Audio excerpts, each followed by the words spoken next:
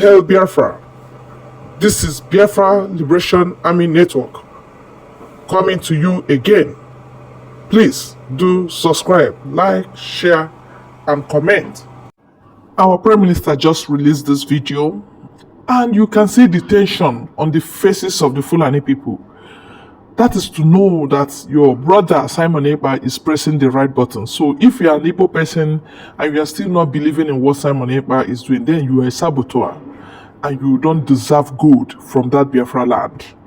Yes, they are internationally doing interview, tension, plans as to what can we do to make sure we bring down this guy. That is what they are planning internationally. All right, please let us be linked up to the video. God bless you all.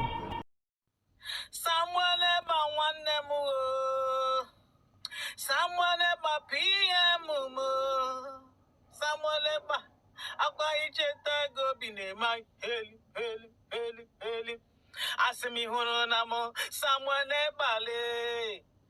Hono namo Samuel Eba. Samuel Eba wanemu. Samuel Eba wa Prime Minister le. Omubia francheta go bine mai helim. Nigerian authorities have demanded Finland stop an anti-government activist. He has been stirring up tensions online while living in the Nordic country, including calling for a Nigerian region to secede. Nigeria's Inspector General says the African country is taking all possible efforts to deter meddling from abroad, especially ahead of next week's presidential election. Simon is talking from somewhere in Finland. I'm sure our foreign ministry and the NIA are looking into these issues to see how it can be taken care of. It can be seen as an incitement. It can be seen as an work of somebody who wants to destabilize the nation and so forth. He wields substantial influence online and has been known to stoke the flames of riots that have erupted in a number of Nigerian cities. He has called for millions of Nigerians to participate in anti-government protests in recent months. Nigeria has even summoned the Finnish ambassador to address the government's concerns about the activists. Now let's take a closer look at Simon Ekpa. He is a political activist currently living in Finland. He's been accused of spreading fake news online and using social media to incite violence in Nigeria. Ekpa has called on millions of people in southeastern Nigeria to boycott the upcoming presidential and general elections and says one region should even secede from the country. Finland has reportedly described those provocations as unacceptable despite not having taken concrete measures to counter them. Our position is very clear. We cannot in any way condone calls for stopping the conduct of elections or any actions aimed at preventing people from exercising their democratic rights. Every individual has the right not to vote, but actions aimed at preventing others from doing so are clearly not acceptable. Now, we heard from a political analyst who says that although the Finland-based activist poses a threat to the Nigerian government, the elections will proceed as scheduled. Right now, it's a person of concern to the security agencies, given the fact that he's outside of the country and is inciting people against the government. And this is not the first time he has been making similar threats.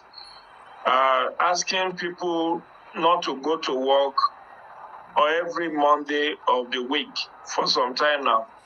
His incendiary comments will be a threat on the peaceful conduct of election, but the police have said that they are on top of the situation. I don't think his threat is sufficient for the election to be postponed.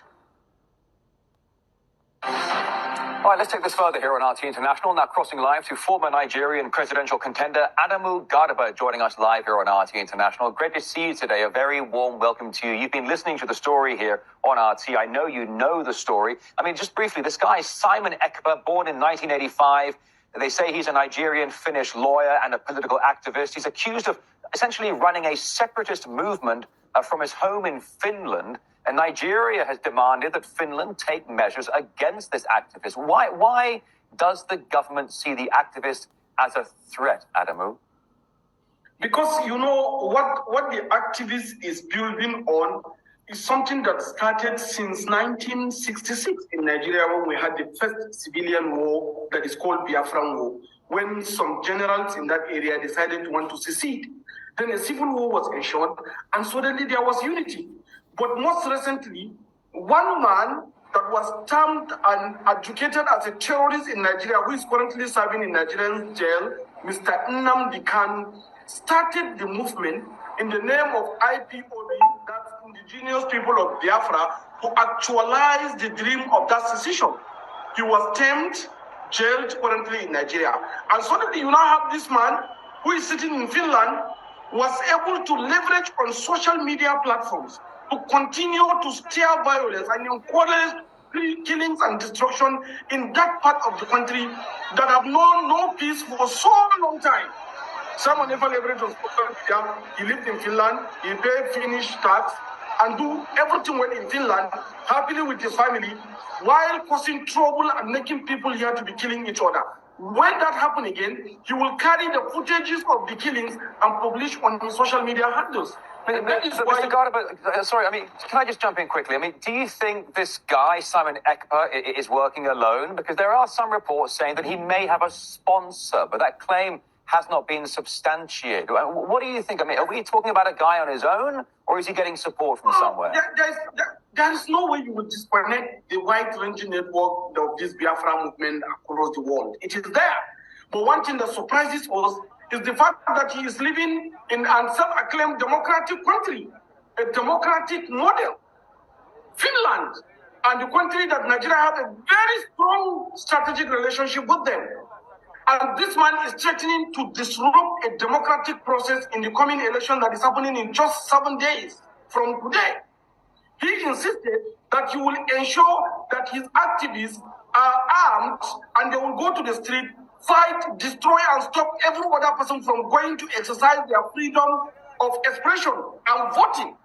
And this is the most democratic practice we have in Nigeria. In fact, Nigeria is one of the model of Western-style democracy.